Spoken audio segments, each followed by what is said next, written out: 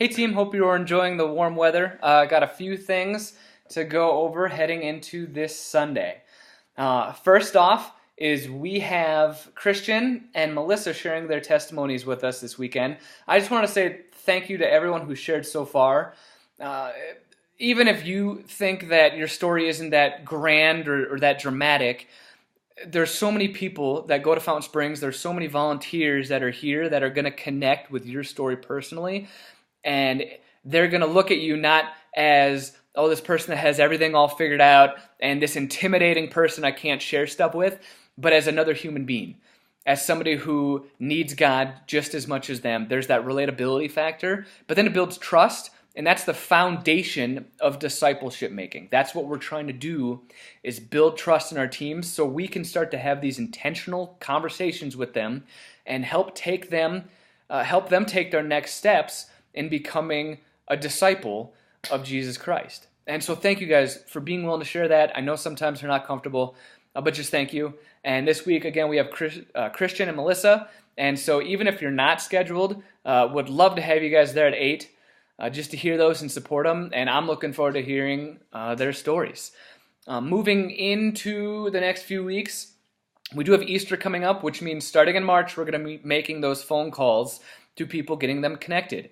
Here's the thing, there's 696. I don't want any of them to miss out on our pursuit.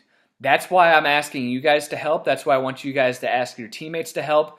Please ask them, even if it's personally walking up saying, hey, are you willing to make this phone call in March? Are you willing to help us? There's 696 people that made some sort of big decision in their life, then haven't done anything since. I don't want them to go past Easter not being pursued by us in this sense. I want them to get connected here at Fountain Springs. I want them to know that we want them here, and so that's why we're going to make that call. The second thing coming up is after Easter, we have 5 weekends that we're doing Saturday services at 4 p.m. What that means is that some of us may need to be serving every single week. I know it's a lot. It is just 5 weeks, but it would be a huge, huge help to us if we're willing to do that. I think what we're going to do is alternate the weekends to give some people breaks on Saturdays. What I mean is this: if A weekend is Sunday, then B rotation is going to be that Saturday. So it'd be B Saturday, A Sunday, which means not all of the B team will need to be there on Saturday because we don't need both 9 and 11 showing up for the 4 p.m. So some people don't have to be there, and I know some people won't be able to be there. But that may be the easiest way to schedule it. But that also means we need to start talking to people and filling a lot of the gaps.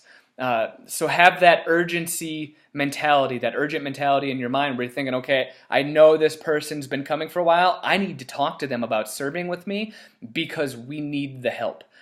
We want to always have that mentality. I never want to think, oh, okay, we have enough people, we're good. Because the second we start thinking that way, there's people who never get connected into Fountain Springs and they slip through the cracks.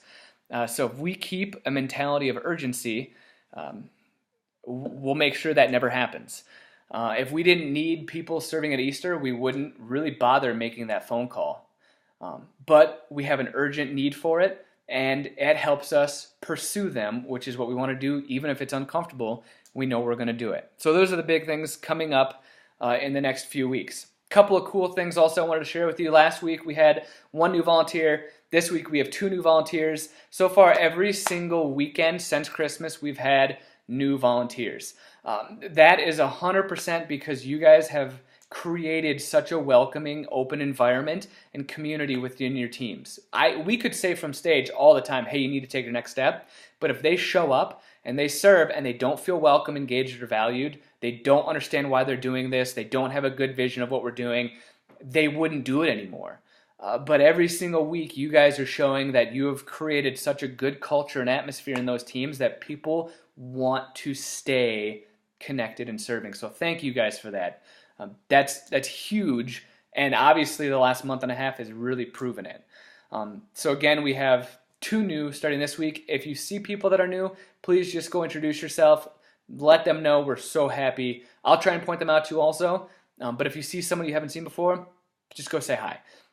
I wanted to also again say Super Bowl went great, but last weekend we actually had more people at service than we did Super Bowl weekend. We had a huge number. We had like 223 at 9 and 300 at 11. One of the things that we're realizing because of that is with how many people we have coming to the 11, we need to, in the auditorium for ushering, start pushing people forward right away. Because the back filled up pretty quickly, and the front had a lot of open spaces. The ushering team did a great job of filling those gaps and helping them find seats, but we can prevent that a little bit if we start pushing people up a little bit sooner. We're also going to have the ushering team, again, I said this last week, but just to make sure, they're going to be the ones opening the doors at the 20-minute mark, just so that way they know they need to be ready, and the greeting team knows they need to be ready at the doors at that time because the ushers are going to open the doors. Also for the ushering team, the trivia are these two cool little facts here. One, which bird holds the fastest land speed at 31 miles per hour? The Australian emu. Everyone should know that. And what was Thomas Edison afraid of? This one's kind of obvious, actually, if you think about it. The dark. That's why he invented the light bulb. So those are the two. And again, we're just doing this to increase the engagement. What I'd love to see is as ushers are taking people to their seats, then they're asking them the questions. That way they're walking with them, they're ushering them to their seat, and they're engaging with them at the same time. That's the ideal situation that could happen. The final thing is, let's make sure, and I said this last time too, but with how many people are showing up later and later, that we have people at the doors, we have parking, greeting, ushering, everyone's still there up until that 15-minute mark, just because we've had so many people start to show up later and later, and we've had big groups starting to show up later and later. We just want to make sure we're pursuing them no matter what time they show up. That's why we'll stay out there.